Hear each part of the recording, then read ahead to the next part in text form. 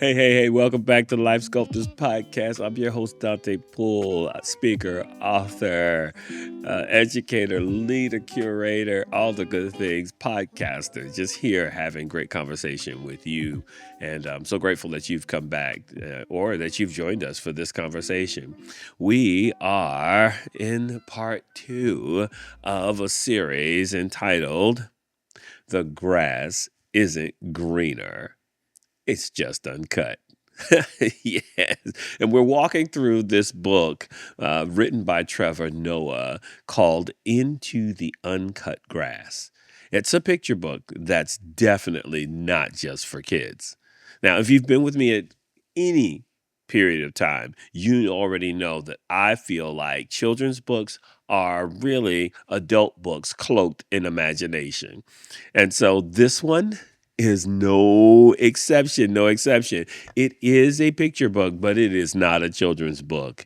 It's layered with wisdom and truth and imagination. And oh man, in part 1, we talked about starting well. We explored the tension between chasing your dreams outside and neglecting what happens inside.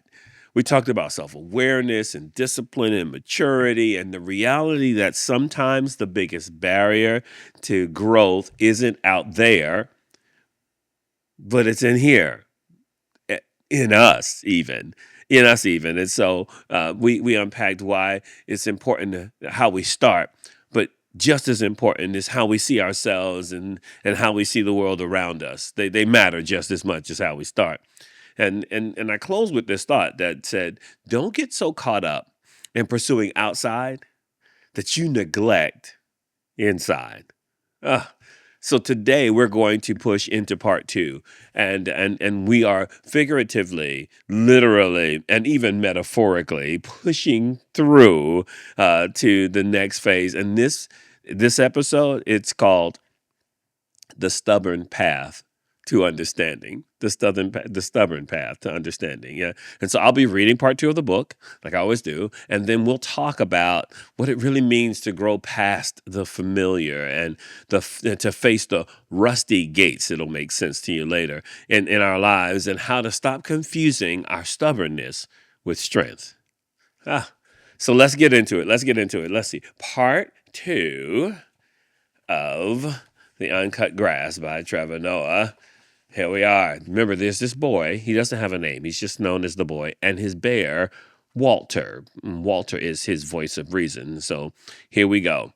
The two friends held hands as they walked further and further away from the house. They passed the lawn chairs where the boy and his mother would sometimes read together, and the fire pit where they toast marshmallows. They passed the tire swing hanging from the short, thick-limbed tree. They even wandered past the old shed that with the heavy lock on it. Finally, they arrived. The boy stopped and took it all in, his eyes widening with adventure, widening like an adventurer who had just reached an ancient treasure. The rusty gate, the boy said. We never come this far alone. I think there's a reason for that, the bear said with a slight shudder. The boy studied the gate. It seemed different today. Its twisted metal and rusted edges vibrating with whispers of magic. They had never come this far alone, it's true, but the boy had been here before with his mother. He remembered holding her hand as he inspected the neat green rows of herbs and blossoming flowers in their garden. And on those days, his eyes would sometimes wander to the other side of the gate, to the wild, the free, uncut grass that led into the shadowy woods. He'd walk closer to the gate, rather, and squint his eyes, trying to see into the grass and the shadows. Wait, is that a creature over there? He would wonder. Are those gold coins catching the light? Is that a ghost? But then his mother would call him away from the gate back into the safety of the garden. Now the boy's eyes wandered in the opposite direction, away from the gate and back toward the house. He knew by now that the kitchen was filling with the smell of freshly made waffles. His mother's soft humming would be gently drifting from room to room. The colors in every part of the house would be gradually coming alive as the sun rose higher. Home. The bear watched as the boy quietly stared at the house. "I don't think it's too late," Walter said. "We could go back." The boy took a breath. He decided to be brave. Or foolish. "We've come too far, Walter. We're on our own now." The boy willed himself toward the rusty gate and slowly grabbed hold of its bars. And in that moment, the only force stronger than the boy's fear was his determination. He held on tight, leaned his body backward, and pulled as hard as he could. Walter pulled on the gate along with his friend, and even though his old bear muscles were not as strong as they once were, particularly, he thought, without a good breakfast, they pulled, and nothing. Frustrated, the boy stomped his feet and shouted, "Why won't this stubborn gate open?" "Maybe you're the stubborn one. The gate is just a gate." For a moment, the boy and the bear thought that the gate had spoken. Then they looked up, and at the top of the gate, a garden gnome had appeared. It hadn't made a sound until just then. "Greetings, strange travelers," the gnome said. "What brings you to the uncut grass?" "Hello," the boy said loudly. And he wondered if pulling on the gnarly old gate had summoned this mysterious creature, but he didn't have time to figure that out. Wherever it had come from, the gnome was here and now, and waiting for his answer. "We left home to find adventure, built a new life, and finally be free," the boy explained. "Oh dear," the gnome said. "Were you in prison?" "No." "But yes," the boy said. "A prison of rules. If I don't do exactly what my mother tells me to, I'm forbidden to leave the house." "Oh, that sounds hard," the gnome said, stroking his beard. "And what terrible things does your mother want you to do?" "She wants us to make the bed," Walter said. "Ah, making the bed," the gnome said with a gentle laugh. "I've heard that human struggles with this sometimes. But why do you hate it so much?" "Have you ever tried making a bed?" the boy asked. "Well, on our side of the gate, no one even has a bed," the gnome replied. "We sleep in trees or caves or just lay our heads down in the tall grass." "That sounds like a dream," the boy said, "because making the bed is the worst part of every day. And the bed doesn't want to be made either. It stretches itself and becomes bigger so that the sheet doesn't fit. It swallows me with blankets whenever I try to cover it, and the whole time the pillows frown like unhappy uncles." "That sounds like a real struggle," the gnome said. "It is," the boy said. And even if every day begins with a battle, how can I ever find peace?" The gnome looked at the boy with pity.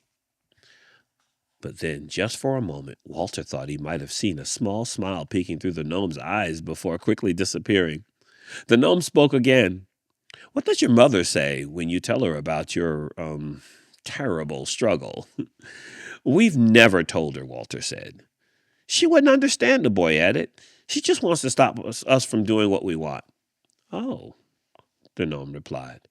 "But why would she want to do that?" The boy was baffled. "Why? Why do grown-ups do anything?" "Good question," the gnome said.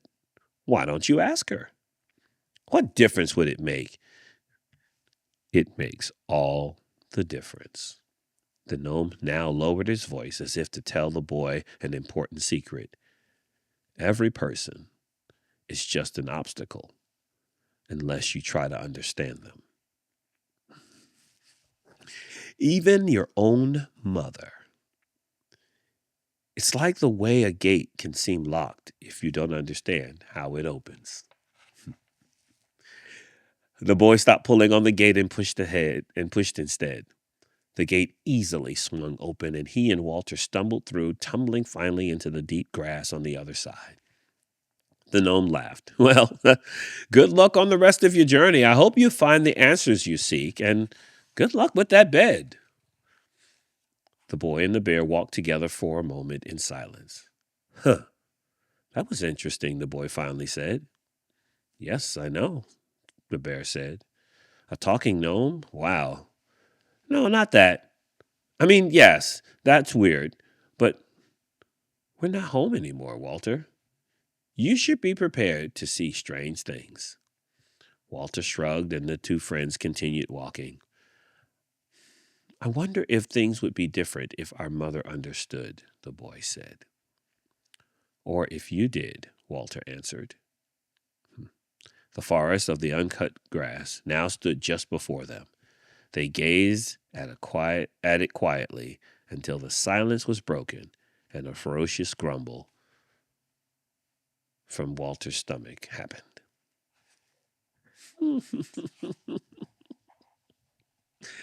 Oh, man. So Walter and the boy come to a rusty gate. Can we just talk about this gate for a moment? I mean, not even a gnome yet, just a rusty gate, right? Have you ever felt like you were at a place where life, like a place in life where you have never been before? Like you were just in this thing and in this season that it just feels new and unfamiliar to you. Like everything in you says, go back, turn back. Let's not do this. Let's go back to what's familiar. Let's just do that. Right. And so the boy and Walter, they walk up to this rusty gate, and all of us, y'all. All of us have rusty gates in our lives. Like there are places we won't go. There are conversations we avoid. There are emotions we don't name. There are ideas we won't even let ourselves think. Why? Because it's unfamiliar. Yep. But listen, the further you move away from what's familiar, the more opportunity you'll have for self-discovery. Yep.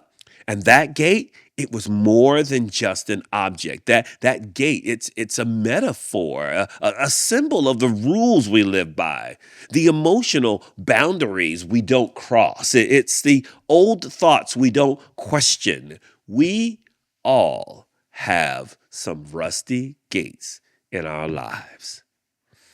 The book says, we have never come this far alone. Like that line stuck with me. Because sometimes we have to go further from the familiar to discover who we really are. But the deeper truth is this. Sometimes we have to go alone. Sometimes the voices that have comforted us, the ones that have always been with us, can also be the voices that keep us stuck. They can comfort and keep us from moving forward. Do you hear me? They can comfort us and they can keep us from moving forward. Let me tell you something. We need to quiet the noise. Not just the noise around us, the noise that's happening in our heads and our hearts, so that we can hear, we can actually listen, so we can hear what's true. See, here's the way I think about it. Hearing happens with the ears. Sight happens with the eyes. But listening and seeing, that happens in the heart. And if our hearts are noisy, we're going to miss some things. We're going to miss some things. And so can we just talk a little bit about what we call safe? Here's the lie we've been told, that if it's familiar, then it's safe.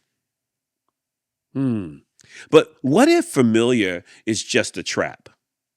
What if we've been conditioned to believe that this idea of comfort and predictability is really not a safety net?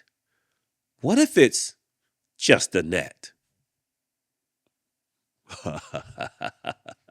Oh man. Oh man. I love this. I love this. And not a net for protection, but I'll rate it this way. It's one designed to keep you tied to people, patterns, and systems that benefit your smallness. You'll never be able to grow beyond that net. Mm. Like something that's designed to keep us from, or to keep us dependent on systems and story or people who are secure in their own limitations. Oh, yeah, they want us to live within their limitations. And so they want to keep us in the gate. The truth is, long before the boy reached the gate, long before him and Walter run up on this rusty gate, he was already stuck. He was already trapped, not by chains, not by the door of the house, not by the chores in the house, but by his own mindset. Sometimes the very thing keeping us from becoming our best self is us. Let's just let that sit for a moment.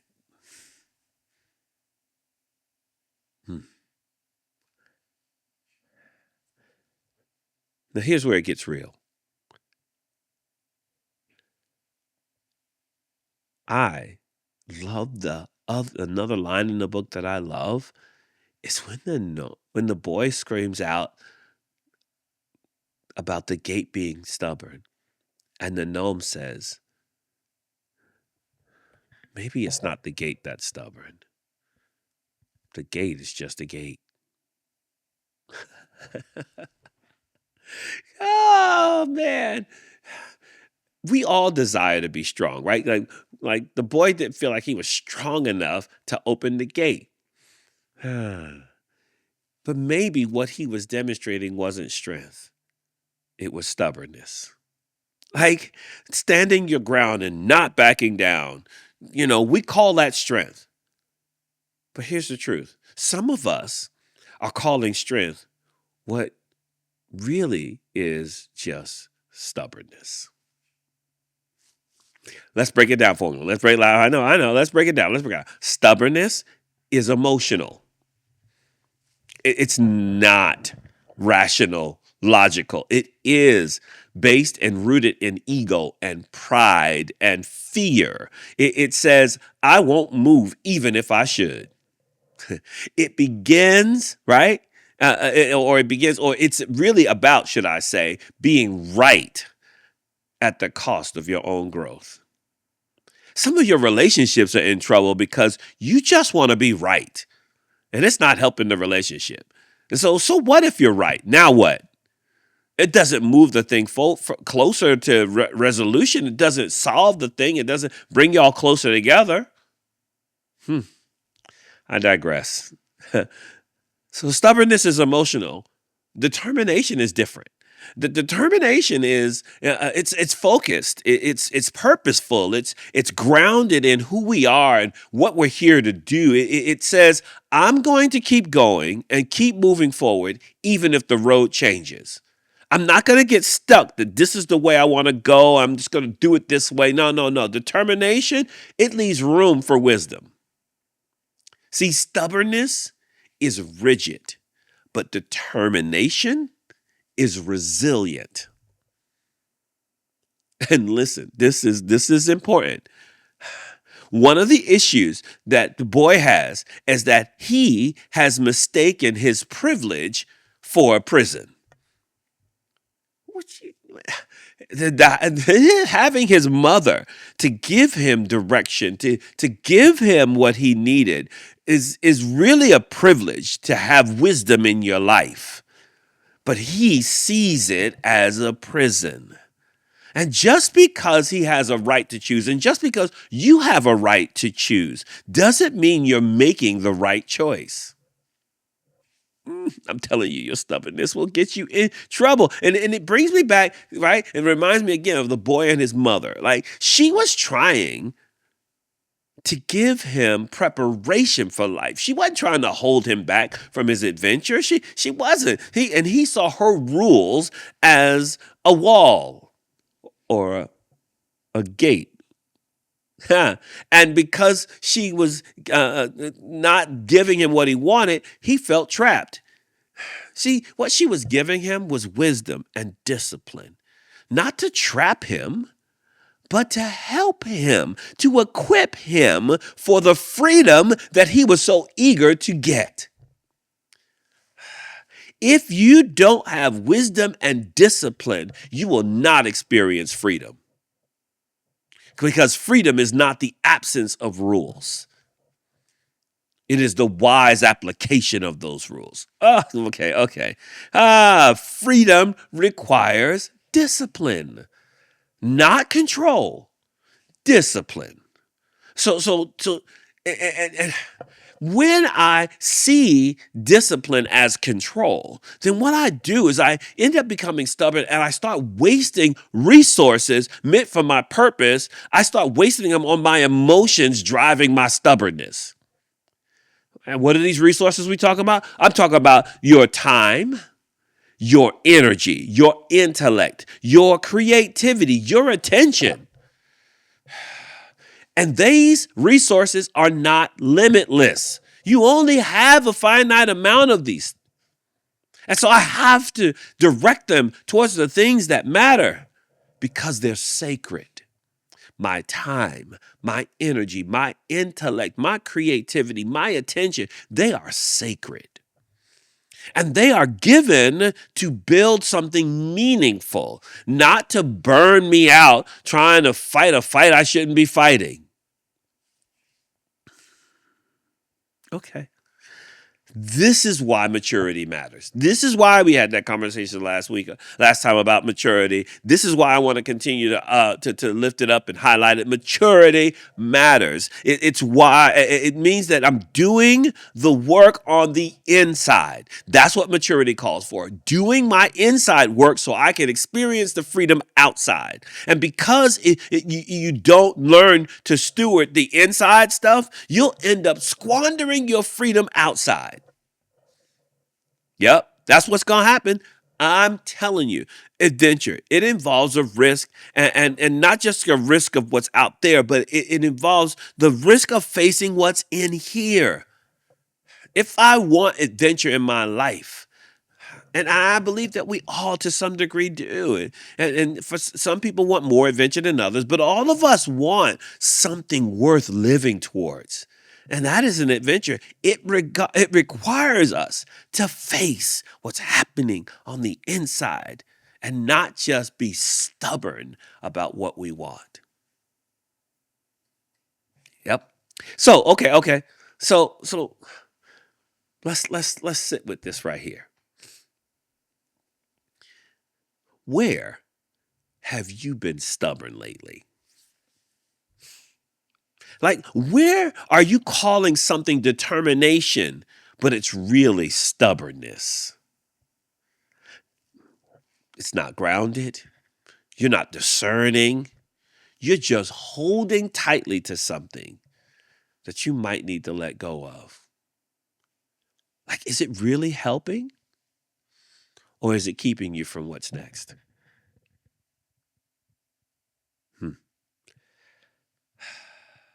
Can I challenge you this week, whenever you hear this, to look at your life and consider what's one rusty gate you have in your life? What's a rusty gate that you've been even afraid to cross? Ask yourself, what am I really holding on to? And what is it costing me? And then, I want you to ask yourself, what might happen if you choose understanding instead of resistance? Y'all, sometimes we are staging a resistance against our purpose because we're stubborn.